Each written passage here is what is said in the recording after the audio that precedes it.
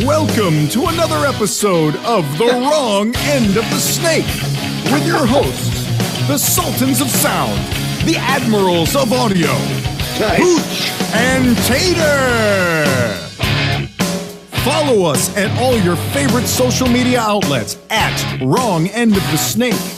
Watch the live stream on YouTube, but if you want to interact, make sure you subscribe to the Zoom webcast and ask questions of the guests and these dynamic hosts as the show unfolds before your very eyes.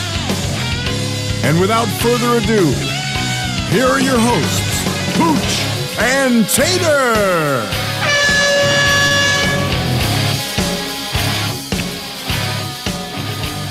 Hey everybody, welcome to The Wrong End of the Snake. It's a webcast about audio, touring, and the relationships we have built between our road families. Tater and I have had an 18-year relationship on The Wrong End of the Snake with bands like Ted Nugent, Kid Rock, Slash, Stone Temple Pilots, Prophets of Rage, Iron Maiden, and most notably 10 years together with Linkin Park. My co-host Kevin Tater McCarthy is unavailable to be here today, unfortunately. He had a family emergency, and so it's going to be just me and Tony talking about stuff. I want to be Tater. I want to be Tater. But let's do a little housekeeping, guys. Please use the chat window of the Zoom app to communicate amongst yourselves. If you're streaming from our YouTube channel and you want to be able to ask questions of our guests, register to be on the Zoom call for future episodes.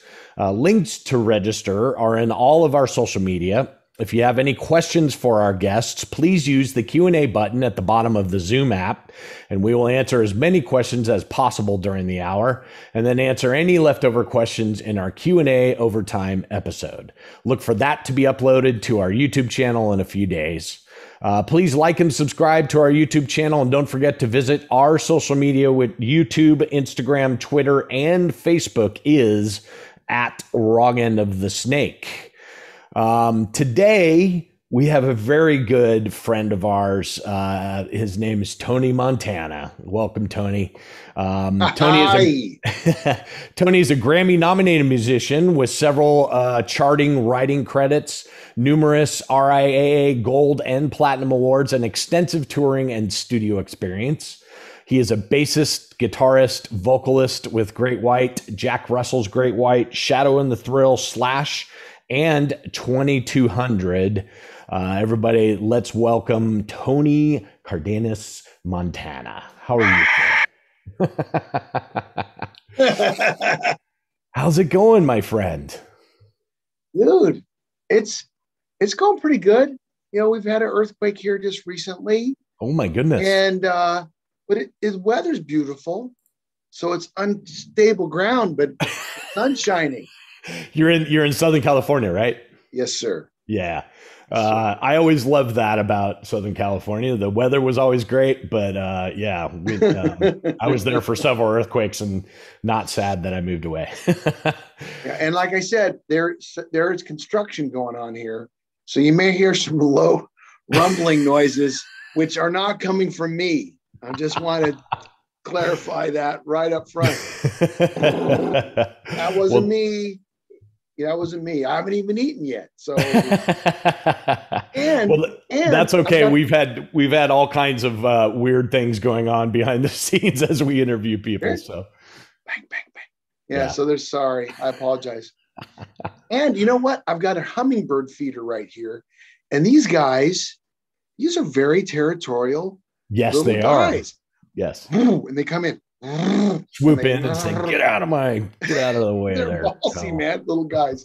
So anyways, you might hear that too. That's awesome, man.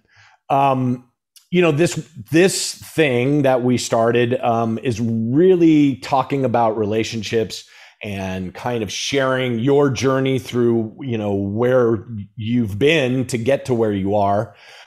So that maybe we can reach a couple of those people out there that, you know, we may inspire them to either continue in this business or, you know, I'm sure there's people out there that hills. Yes. Run for the hills. No.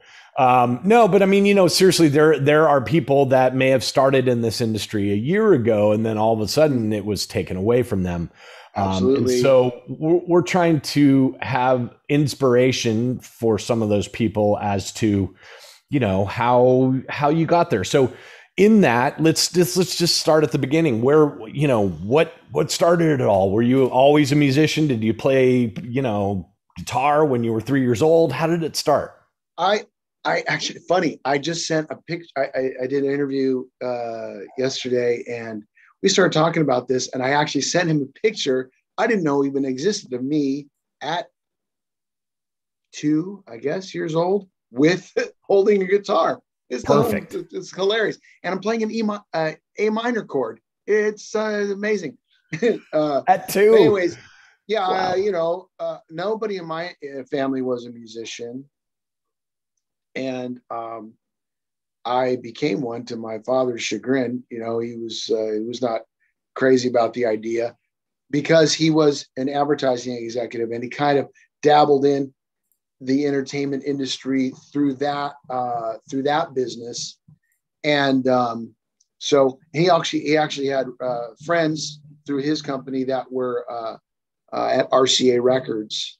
So he kind of knew what was going on behind the scenes. I don't think he was crazy about me doing it, but right around when I was a kid, they sent me off to community college because I was one of those nerd kids, and I started playing piano, and I kind of music has always held some fascination to me. As soon as I found anything with strings on it lying around the house, that was it. I was on it. I'd play with it. Even if it was a toy, I'd play with it till I made something, that made sense to me musically, right? I was just composing something.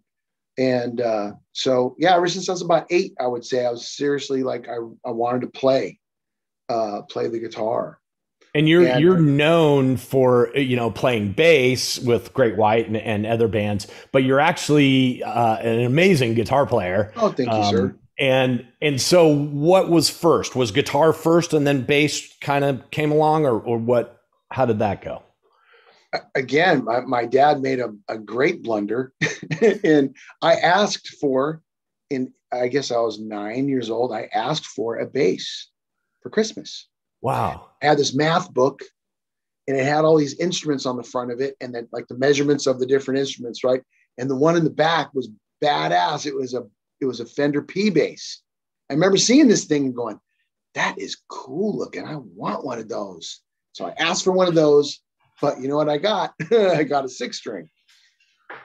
My dad blew it, and boy, did he kick himself in the ass forever because of that. Because as soon as I got my hands on that, I think if it was bass, harmonically, there's not as, okay, let's face it, there's not as much that you can do harmonically with 4 big low end strings as you can with a guitar, and it just was more engaging, and then there you go. It's my life's Rubik's Cube, and every time I pick the damn thing up, I got to figure it out again. So that is what I started with. And then when I was studying music in college, and then where'd you end up going?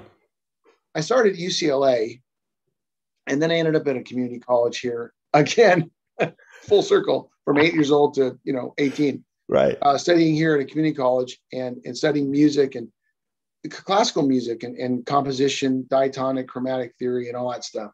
So I was a full-on classical music nerd there for a while, and to me, it was like treble clef, bass clef. There's, it's all music to me. So, yeah, I was giving lessons. I was a shreddy guy, and they said, "Can you play bass?" I said, "Yeah, it's music, right?" So, I started on playing bass, teaching bass, and so now I've got both going on, and then that's when somebody from the store, a guy named Stephen Williams, introduced me to the band. They needed somebody in a hurry. Their guy was a disaster and a business liability. Right. And they were just starting to get some traction at Capitol. and they needed somebody who was going to come and take care of business. So that was me. And so I learned all the bass parts and went in there and I taught them their own songs. Wow. That's amazing. They did. I did. They were like, where'd you come from? So son of a bitch. I say, hey, you're playing it wrong. You're playing your own song wrong. Dude, that literally happened in my audition. I was like, stop.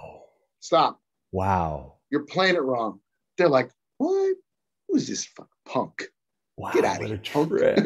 And then they go, oh, they were playing it wrong. They were playing the wrong arrangement of the song. I learned the album version. They were playing something else.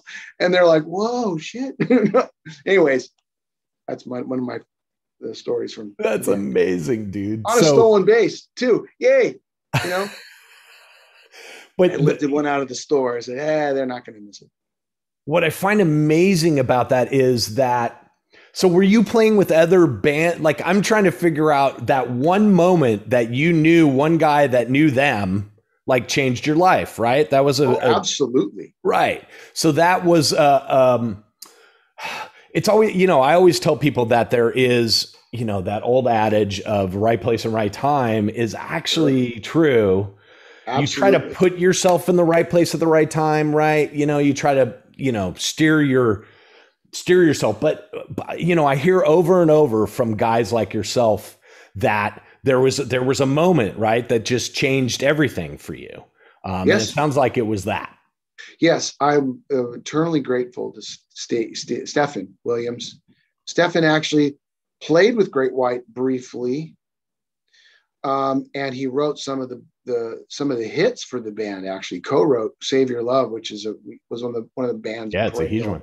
Yeah. Hits for the band, and you know, he was a salesperson at this music store that I was teaching out of, and they were always so good to me. And he just came up and said, this was his sentence. He goes, how'd you like to go out on the road and get your yayas out? I'm like, what? What's that? I'm not sure what that means. I'm not sure. Dude, I just turned 21. I'm like, wow, I'm going to go get my first beer across the street, but yayas, okay, whatever. And so, yeah. That's such an interesting moment because, you know, that particular time period, you know, for me was also like, you know, moving from Boston and moving to, you know, working on the Sunset Strip and having all these guys showing up in bands, you know, like Warren, you know, whatever. And that's where I met all those guys, you know. Years? 1989 was kind of where I was working on the Strip and met all those guys. Dude, that was crazy town. Yeah. Yeah. So Stephen is, you know, we lost him in 2015. Oh, I'm sorry to hear that. But he was just such a really good soul, a great soul, you know, and supportive guy. And I'd done some other stuff with him and other work with him. And honestly, at that point, I'd kind of leveled up in LA, you know, 80 through 85 through 84 through 87 ish. Right. You know? Everybody is jockeying for position. Everybody's maneuvering, you know, trying to level up, and their bands were trying to sell more tickets and play bigger venues to get in front of labels and whatever. Right. There's a lot of stuff, you know, happening. A lot of bands getting signed. Yeah. So I kind of leveled up. I was playing the bigger venues, and I was, you know, I was playing guitar, and I just kind of at that point, I'm like, you know, I just want to work. I think I'm ready to work.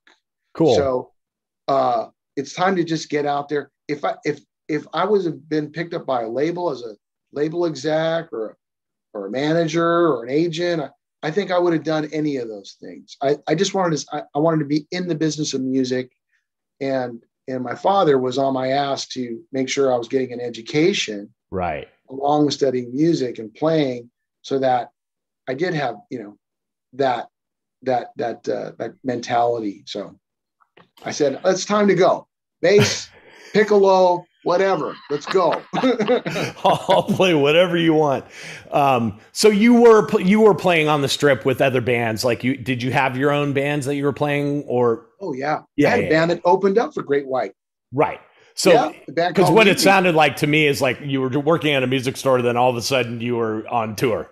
So, but that's not really what happened, right? You were playing out a lot. I was busting ass, and as you know, a lot of kids were, young guys were, and I had developed, you know, I'd gotten a good rep as a, you know, kind of the, you know, a guitar, you know, because I was studying classical music, that neoclassical guitar weenie thing.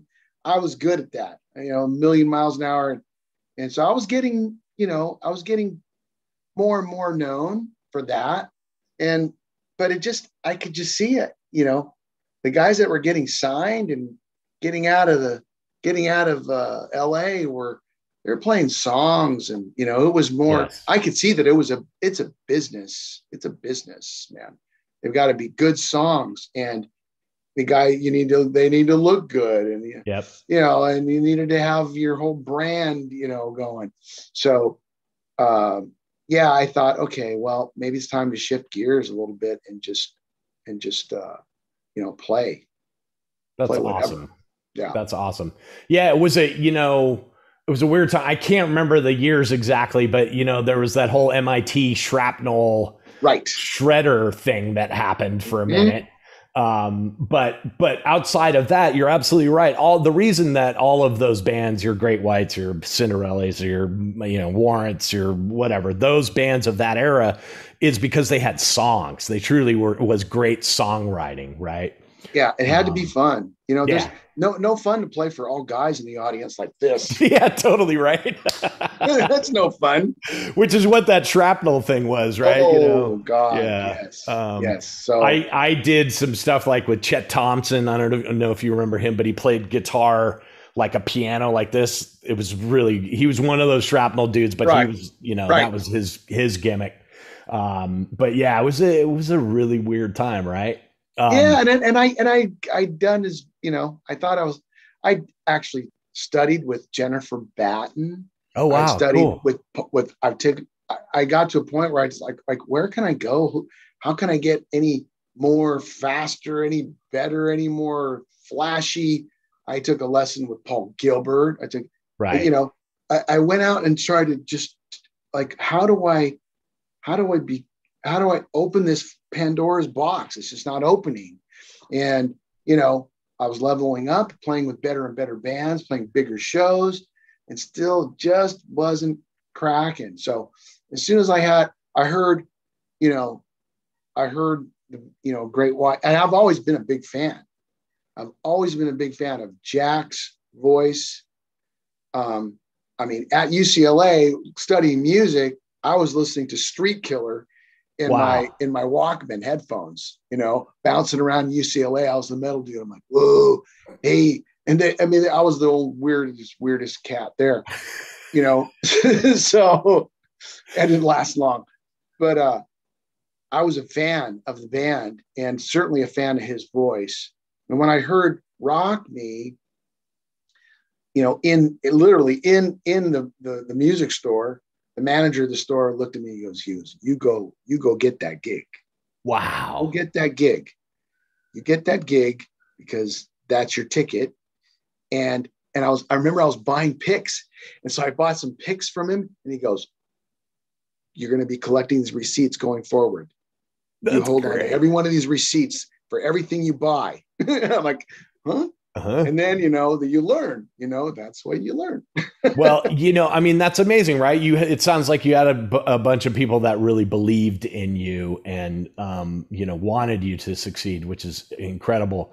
What was that moment of you being a fan? I've had several moments as an engineer showing up to work for a band. One of them was Van Halen, where I was like, holy crap, I am such a huge fan of this band. I don't know if I can, you know, live up to that. What was it like for you in Great White, right? You were already a fan. So you show up to this audition. Was any of that made you more nervous or? No, because I think I was a little of the, I had that mentality of, I was in college. I was studying, I was composing, classical music. And I felt I had a little bit of that, like, I don't know, attitude, you know what I mean? Like, yeah, it's 145. Okay. I got it. Right? You were the muso showing up like, oh yeah. Right. Whatever, it's guys. like, yeah, I can do this. I can play whatever. And I mean, not to toot my own horn, but I'm adaptable and I can if it's got strings or whatever, it's, I can make music on it if I have enough time with it. So I was ready. I was ready cool. to get in there. And I tell you, it was once I got in and I went on the tour for that album that I didn't play on, which is a great album. It's a great album. I didn't then it's now I'm in the band and now I'm a contributor. I'm a writer. Right. I'm, now it's like, okay, you don't want to be the reason that they don't do better. You don't want to be the guy like, oh, they got this guy and then they sucked. Yeah. Then right. They went downhill. It was just downhill from there. So then I probably, that's when I started getting not anxious, but I felt like it's, I want to show them. Yeah. And the rest of the, everybody else that I'm here for a good reason. So. That's amazing. So you got an opportunity to get into this band and then you started really contributing to, how their music, do you feel like their music, that first record obviously is a huge record. Everyone knows songs from that record. But do you feel like they stepped their game up for you? Were you like, all right, come on guys, we're going to, you know what I mean? I think there was a bit of, the band needed to evolve a little bit as a live act. And I think I was a good addition in that regard. I think Jack and I have a really good, and we still to this day, I think we have a really good chemistry. Yeah,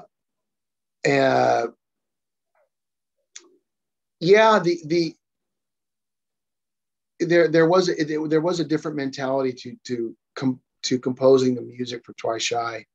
They they stuck us in a room and just made us jam, and we really just jammed for months. Cool. And came out with riffs and songs, and so we really did become a band, a group, a gang, So, and if I pushed them in wonder, to raise their game, they certainly pushed me in a lot of ways to raise my game. So, and the truth is that, yeah, I was a, little bit of classical, I'm educated guy snob going in. Well, Alan Niven, the band's manager, and, the rest of the guys to a degree, but mostly Niven was like, you're going to learn the blues now, son. That's awesome. And here's the blue notes. And here's the people that really know how to, and so that was a whole nother education and certainly leveled up my game quite a bit.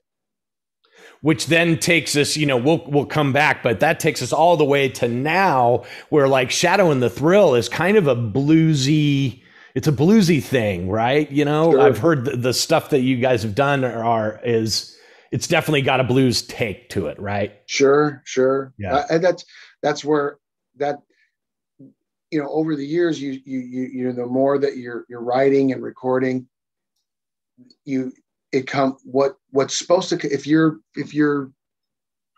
true to yourself and what it'll come out, you know what I mean? Like the first album I wanted to make after I left Great White, I wanted to get back to guitar and I wanted to get back to a million miles an hour and be that kind of guy. And I went to the studio, but that ain't what came out. It's not what came out. It was still more blues rock or blues based. And so, now I know. And if I listen to if I true to myself about what I like to listen to, what I liked to, what stimulates me. I mean, that other kind of stuff, I mean, there's nothing there for me. Right. Nothing there. Yeah. I'd rather listen to, Stevie Wonder all day long, and, that kind, different kind of music. Yeah. So have your influences changed, do you think, over the years? Or I find that my influences from when I was a teenager still stand to this day, because I feel like I'm inside I'm still a teenager, but as a mid 50-year-old, my influences of how I get a snare drum sound per se is still kind of that 80s deep snare rock sound, right? Like it's still my thing. It's the only good sounds. I know, right? Come on, we both know it. Although I gotta say, what I'm doing now is I'm listening to, yes, and the answer is yeah. Right. I think what I listened to as a little kid, like 10 through 15, all that music is really still what sticks with me. Yes. I love Pink Floyd. I love, Led Zeppelin, good grief, Peter Frampton, Cheap Trick, all those bands. Yeah, there was a great night, a pivotal night for me on Midnight Special. It was live. It was Cheap Trick. This is Heaven Tonight. Heaven Tonight just came out. Cheap Trick, Ted Nugent, Golden Earring. Good Lord. Thin Lizzy. Yeah. Thin Lizzy. AC/DC with Bon Scott. All my God. Live. Like in the same, night. Yeah. Dude. I mean, I watched that thing 100,000 times. I must have, I had a videotape. I had videotaped it. And you go ahead, go back there and listen to those guys. This all sounds great. Oh yeah. God damn. How did they know? How did they know that it was going to be 50 years from now that it was still going to sound good? It still sound great. It really blows my mind. I don't know. I don't know if those guys felt that when writing a song like that has legacy that lasts for 40 years and stands the test of time. Like, well, music's one thing, but we're talking about sounds now too. Yes, for sure. There's some guitar sounds that are from back then that I'm just stunned by. Oh yeah. I've been listening a lot to Neil Schon, who's one of my big time heroes too. Amazing. And watching some of the live stuff and little bit older stuff, man. There's not, there was no Bob Bradshaw rigs. That's even old considering. There's no Kempers back then. This guy was playing a Les Paul and a Marshall half stack or something. Yeah. And it just sounds, it's killer. It's just killer, man. Yeah. So well done. I used to get, direct messages or messages on Facebook from if I was working for a band that had a known guitar player, like Zakk Wylde, for example. I would get direct messages from Japanese fans that would say, what's his rig? How does he get his sound? What's his, and I'm like, it's a Marshall 800 and a wah-wah pedal plugged into his guitar. It's all in right here. It's all right here, man. I would tell them, I said, listen, I can pick up his guitar. I'm a guitar player and play, and it sounds nothing like him. Sure. Like if I play through his rig, it sounds nothing like him. Yeah. So it's my buddy. I don't know if he's my buddy, but friend, an associate of mine. Friend is a pal of mine. Vivian Campbell. We've done some writing and some recording during his downtime from Def Leppard, and he'd tell me stories about.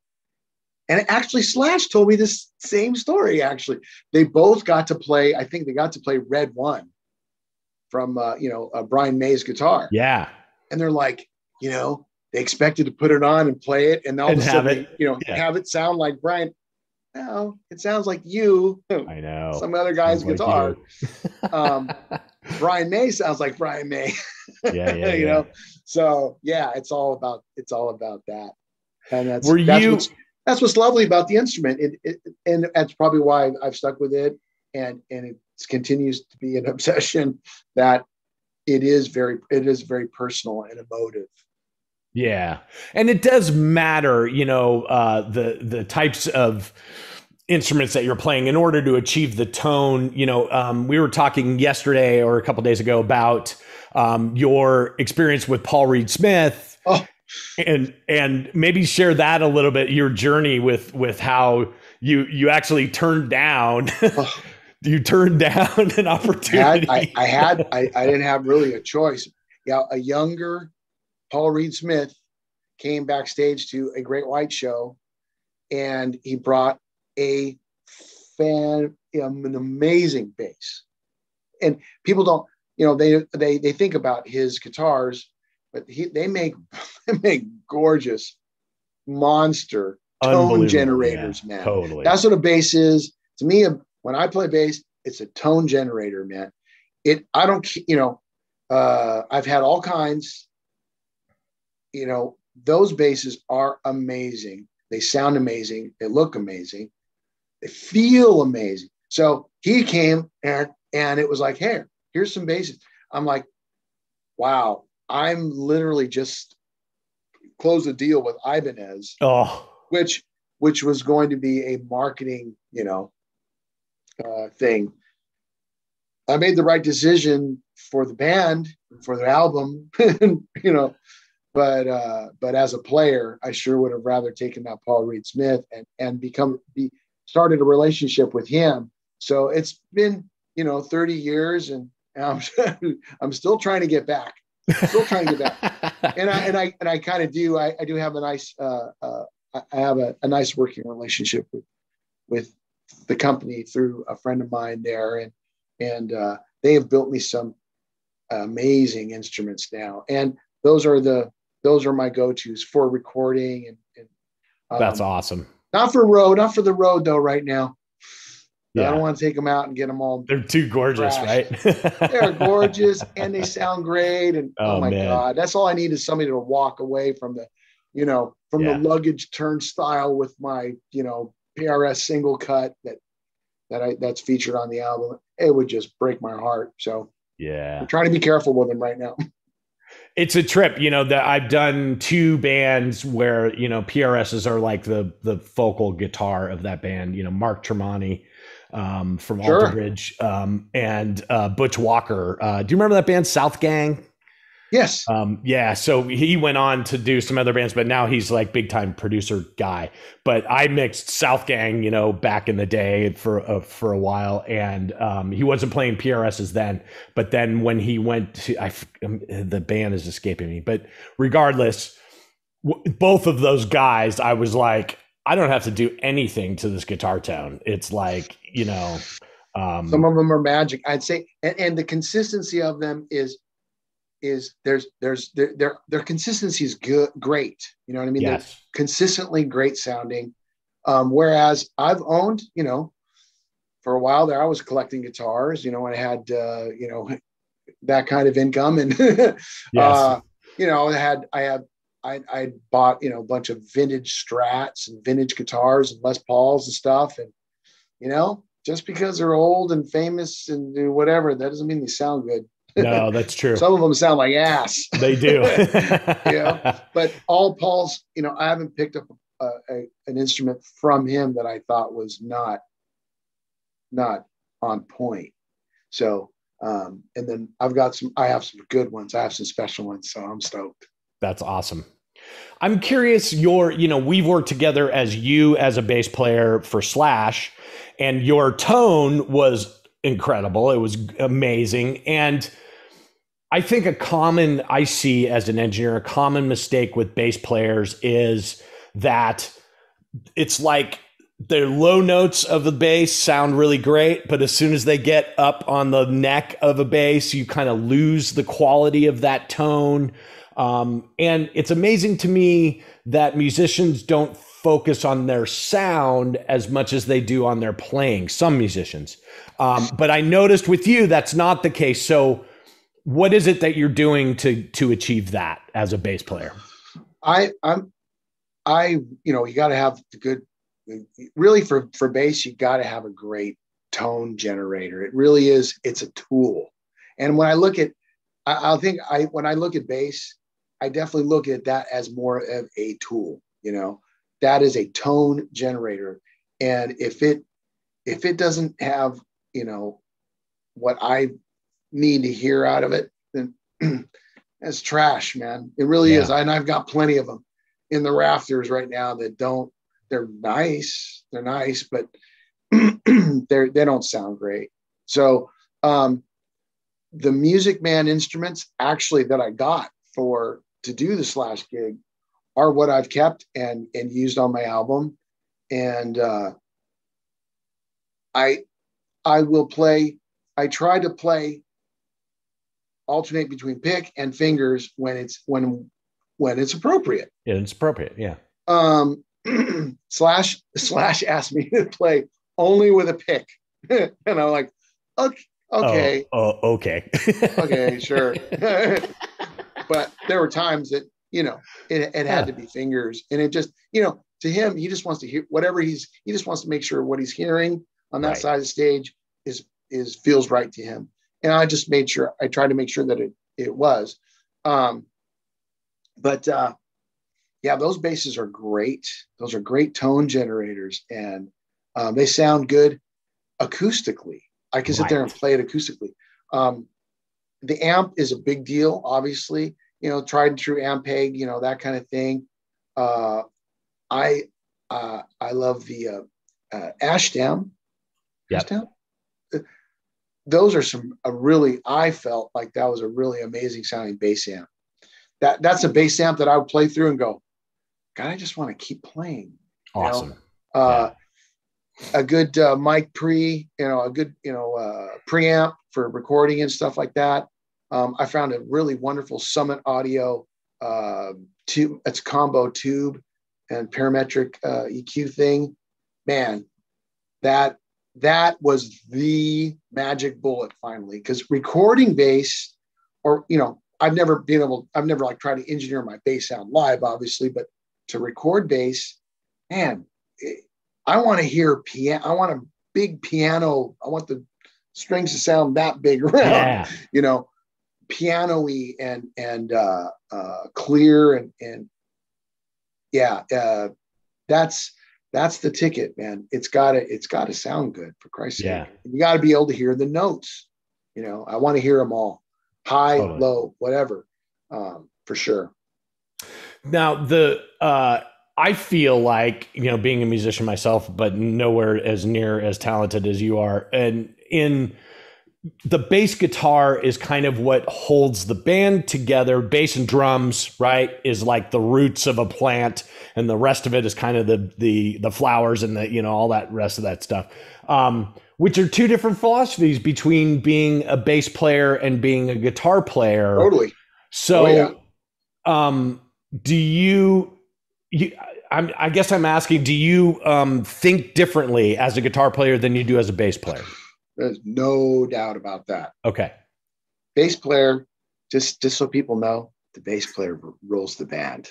That's it, man. Bass player drives. Bass is where it's at, man. the drummer plays and yes, okay, but the bass player is the bridge, obviously a harmonic bridge between harmonic part of the music and the rhythmic part of the music. And in most, in a lot of bands, a lot of big, pop bands and stuff, if it isn't the keyboard player that's the musical director, it's the bass player. Yeah, that's right.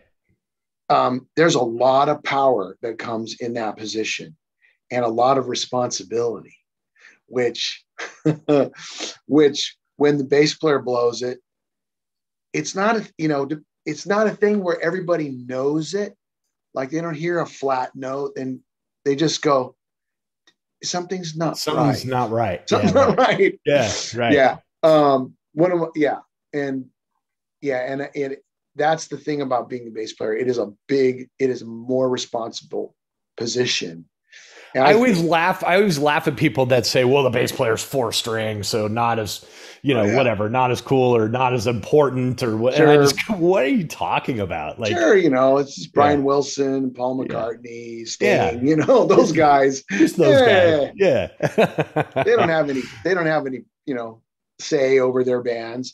And I like one of the Sting's comments is, if I play bass, I'm in control. That's in control, which is, you go, oh, they got to follow me. Like, oh, wow. Right. I guess so. I guess so. Yeah. It's so much fun. I love to play. I had so much fun playing with Slash. I can't even tell you. It was so awesome when you had to step into the shoes of Todd for a minute there. And it was really, really great.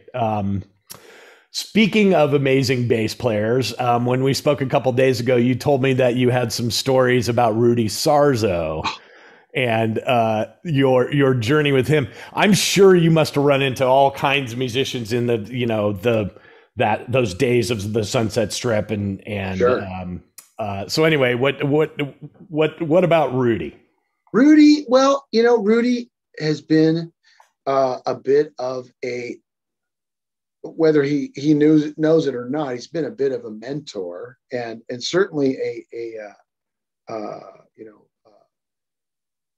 figure that I looked up to, because as a kid, I'm studying music and I'm giving lessons and I'm trying to level up at this club level, and Quiet Riot breaks out, and I see this guy, he's playing bass and is a showman, and I thought that, that was something to aspire to. And when I finally met the guy, I mean, what an absolute gentleman. Isn't he? I've met him once and he's, unbelievably nice guy. He's not a, again, and I think I had this inkling and why, and I ended up in Great White and taking that position over is because I knew that it was just a serious business, man. There's a lot of money flying around here. Right. There's a lot of investment here, and this is serious stuff. And when I met Rudy, I sure saw that side of him as well. He's serious, he's a teetotaler, and he's not, he's got horse blinders on. Everybody else would be going crazy, and Rudy would get on his computer doing Pilot, doing I think that's what he was doing at the time. Yeah. So yeah, I like that. Studious kind of a guy. So is there anything that you can share? You spoke about this being serious business, and obviously there's lots of money flying around. And even these days with the latest artists, even though record companies have changed immensely, like basically they're, what are they, loan sharks now? I don't know. But is there anything you can share that you've learned in your journey and how to protect yourself as a musician, as far as owning your publishing or owning, whatever? Speak to the kid out there that doesn't know crap about any of that and is like, what do I need to know to protect myself? That your music and now your likeness and your performances are being exploited in so many different ways now. Before, when I was coming, they squished out these vinyl records and they sold them and they tried to account for them and you got paid. Now there are so many different streams, incomes or revenue streams, and ways for your music to be used, exploited, your likeness, I guess, performances. So it's just important to stay on top of all that.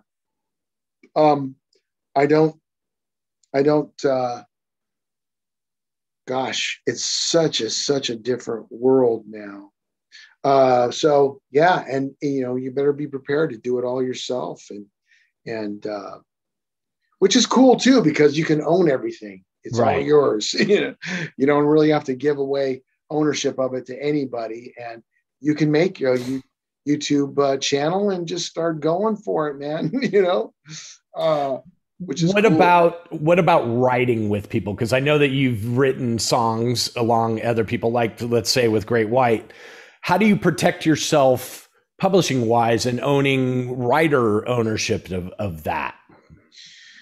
Well, it's, what I used to do. I would go old school and get the copyright forms, and I'd fill them out and send them to myself, or send them into the Library of Congress with a cassette tape. I think it's important just to, in business in general, is to make sure that you have a paper trail, and that means emails. And if you agree with somebody that you're a 50% right around something, knock that email back and forth and make sure you keep it. Right. And that is a word to the wise.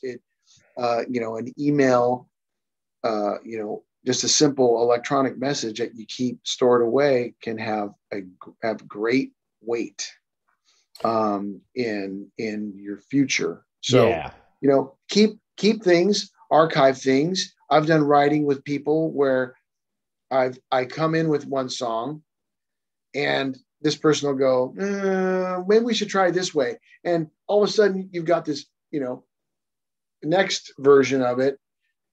Make sure you've archived your version. What if you want to go back to that version? What if, it didn't really work or whatever? So that's important. It's important is just keep your, stay organized. That's really the end of the day. That's really what it is. For sure. I think, I've watched several bands implode over the, maybe a single writer in the band is obviously making way more money than the rest of the band because that guy's writing all the songs, and maybe appropriately so. But I've seen bands implode because of that. And I've also seen bands succeed because they kind of, split everything evenly, That's so the way to do it. It's a hard thing, right?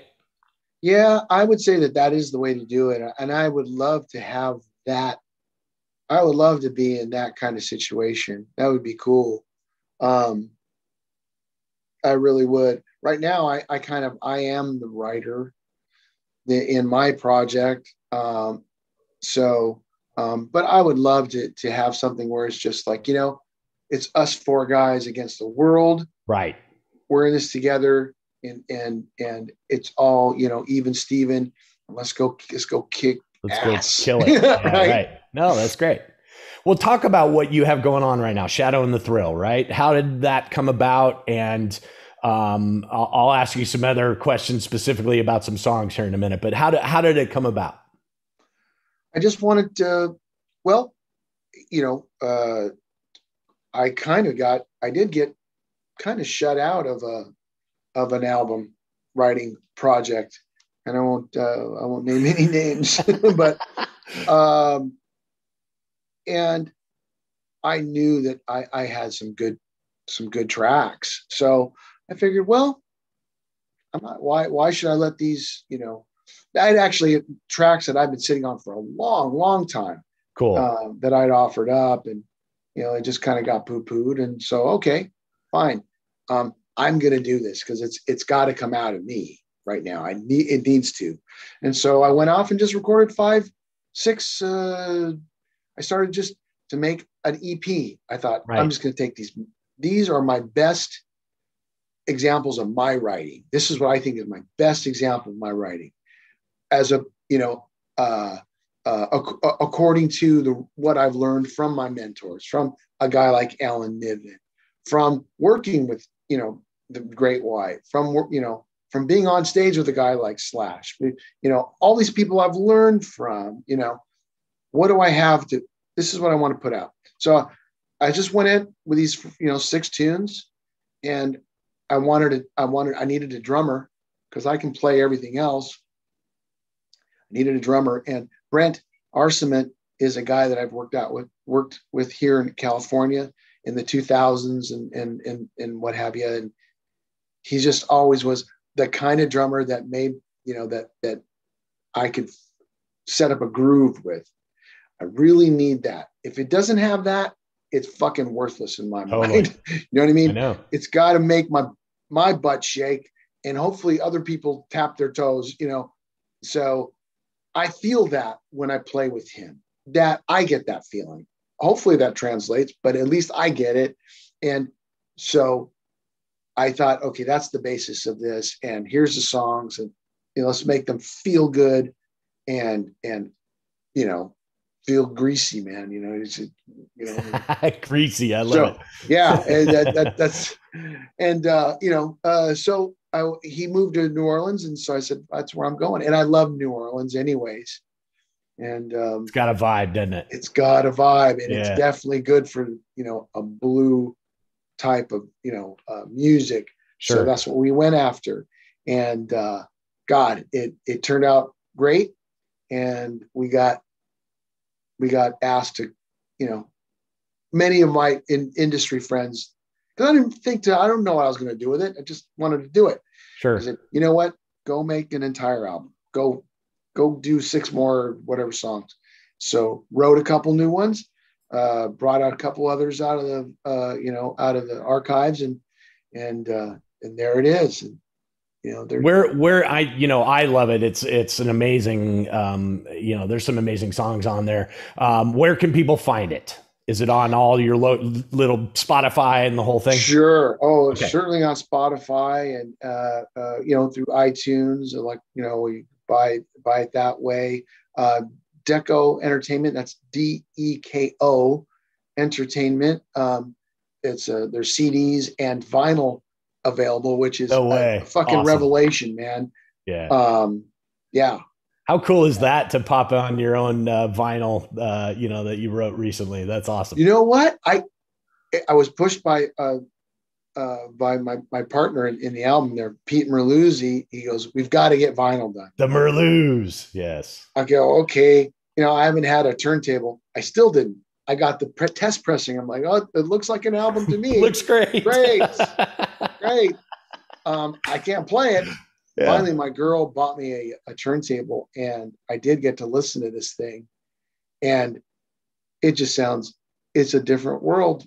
And thank God, younger folks are discovering this medium, right? This format. I can go to a pawn shop or whatever, and old vinyl store, and just, it's not just me thumbing through these things anymore like I used to as a kid. It's some young folks, pulling up a copy of whatever, Dark Side of the Moon, or right. Are You Experienced or something? I'm just like, oh yeah, take that home. Get Take a load that of home. Get an earful of that, bro. That'll change your shit. Highly recommended. Yeah, I love that. That warms my heart that it's kind of come back, that medium, because there's something about able to touch. Streaming to me is has taken all that away from us, right? Like physically opening. I remember as a kid, buying Van Halen Fair Warning, and on the backside of that was a picture of a show with David Lee Roth doing his splits deal, but it was from behind Alex. It was behind the drummer, and it shows the whole crowd. And I just remember as a kid going, wow, I want to do that, Yeah. And so I think that's been taken away from us in the streaming kind of a way, Yeah.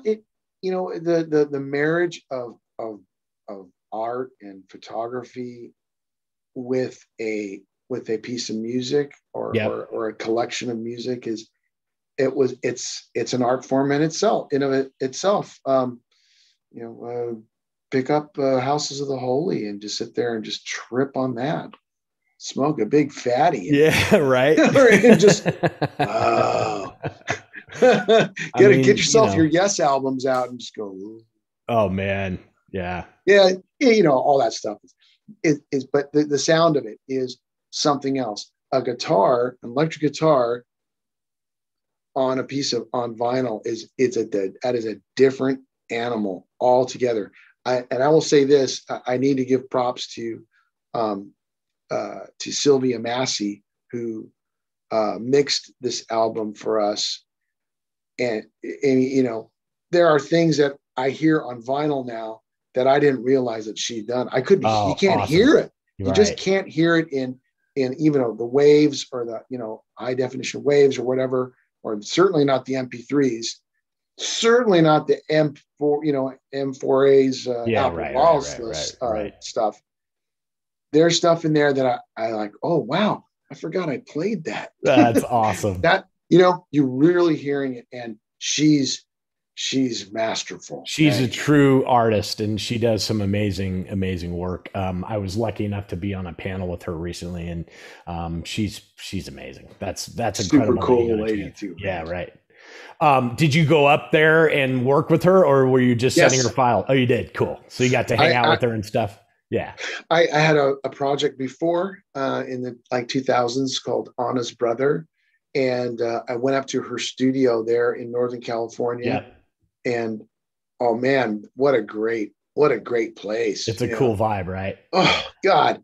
She had she had all those great, consoles. And I'd roll up there with my guys from here, Southern California. We just go up there, and there's a bunkhouse, and it was kind of like being in a tour bus, really. Right. You just go there and you're camped out. You wake up, you roll out in your pajamas and start laying down tracks, man. It was really, really fun and cool. That's awesome. To mix this album, I did go up to her studio in Oregon and hung out for a little bit there, and cool. That was so killer. What I love about her in particular is that she focuses on the music. Yes, the sounds are important, and yes, she's an amazing engineer, and yes, all of those things are important. But what it seems like anyway is that she's like a producer, a musician's producer. You know what I mean? She wants to get performances out of the best, out of a musician. So I really like her work because of that. She seems less focused on, hey, this has to be this particular sound, and more focused on the arrangements and the parts and the, and all that. So she's amazing. One of the songs that I know that you did was a cover for Gnarls Barkley, that Crazy song, right? Right. How did that come about? Like, how did you choose that? And it's amazing, by the way, guys. You guys should check it out. Oh, thanks. Yeah, it's I've always the song spoke to me when it came out for what my interpretation of it. So I always loved the track. I'm a fan of CeeLo. I mean, his voice is amazing, right? I don't think he gets enough credit. I think he's got an amazing voice. God dang. Yeah. I just love the guy. So I'd always wanted to remake the tune. I thought, okay, I'm a guitar guy, so I'm going to make a guitar version of it, right? And I think for the most part, I was just thinking about really doing it in an almost very heavy direction and maybe a different tempo.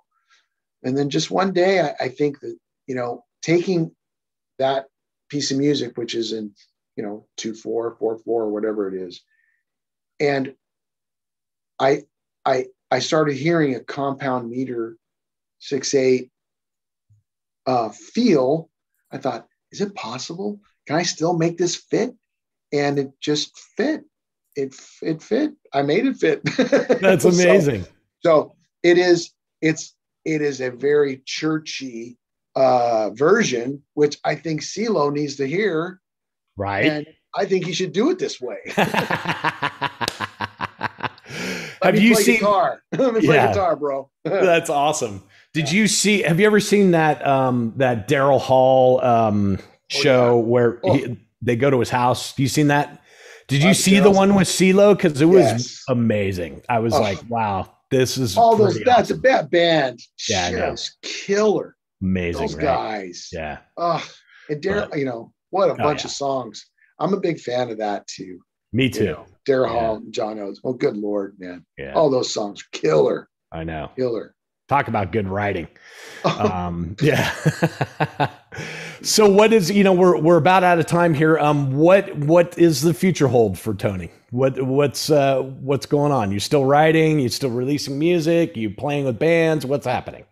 I'm looking forward to getting back out there and playing with Jack Russell, going out there and hauling all the old hits out in front of everybody. Nice. I love it.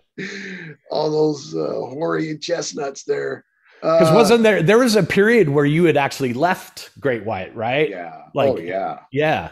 I was gone for all of the, mid 90s and all through, all the hard times, really. Right. Yeah. What made you go back? What pulled you back in? I just wanted to be regular. I wanted to have a regular. I wanted to get married. I wanted to have kids. I don't know if I wanted to have kids. It happened, Yeah. But I just I was a little bit burnt. That was some pretty intense 5 years with those guys. We did a lot of work. It was fast and furious and a very high level of quality, I believe. I just saw, like I said, things will pop up and I'll be like, wow, we were on point and Jack was on point. So, I was just burnt, man. I wanted to go home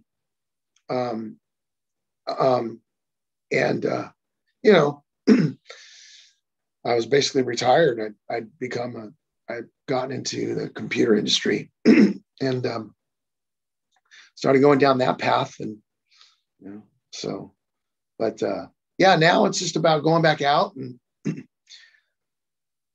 playing those songs. I really felt I wanted to play with Jack again. I decided to do it because I felt like it was important for me to mind my legacy. Right. I was seeing other people not minding my legacy.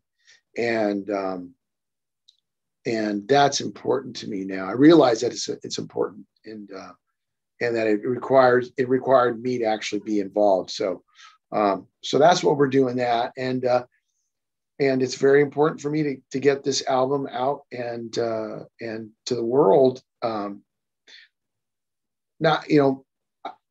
It really is a very personal statement.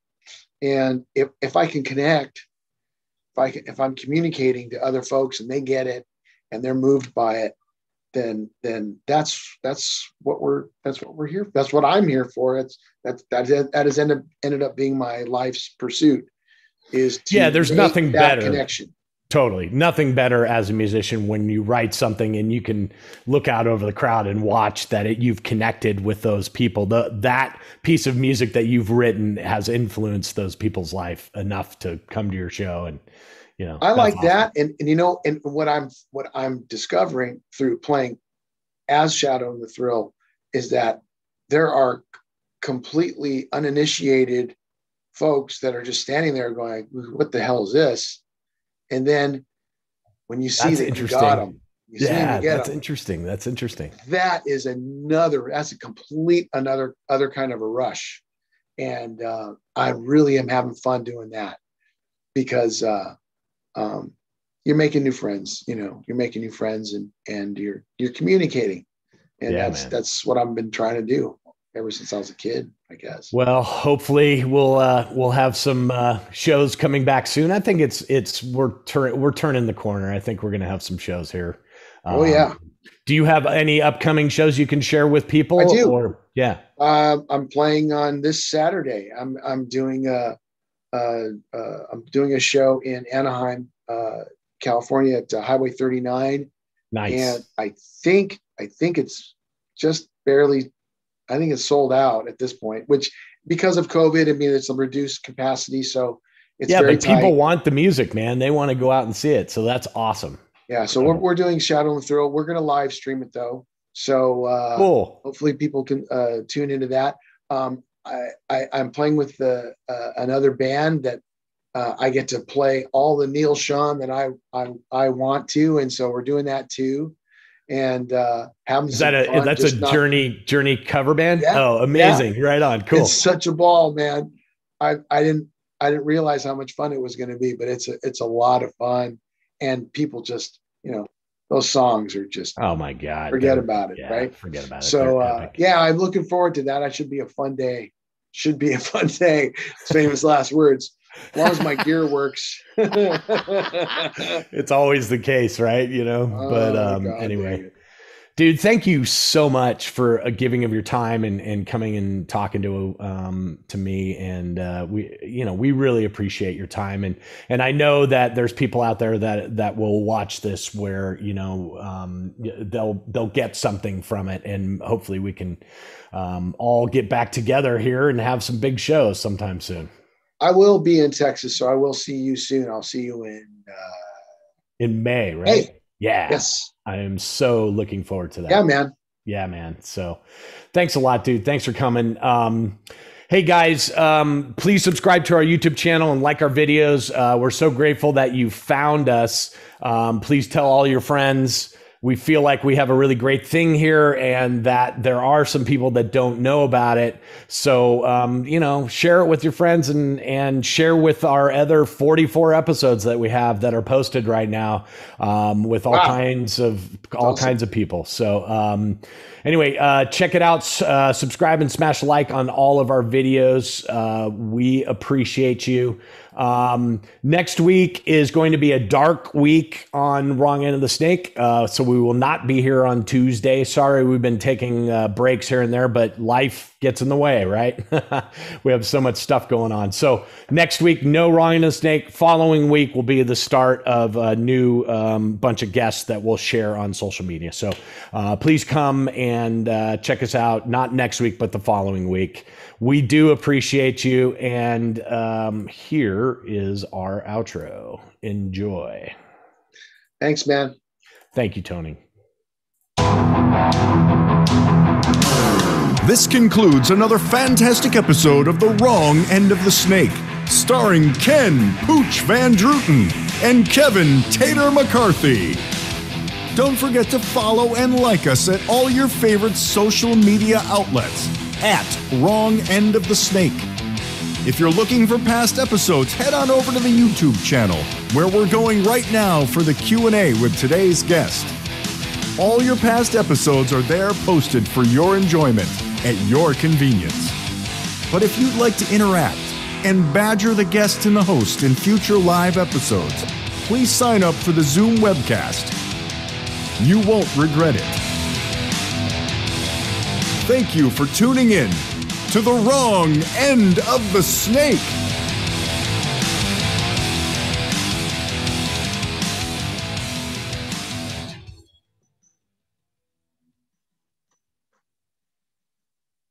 Thanks, guys. Take care. We'll see you in a couple of weeks.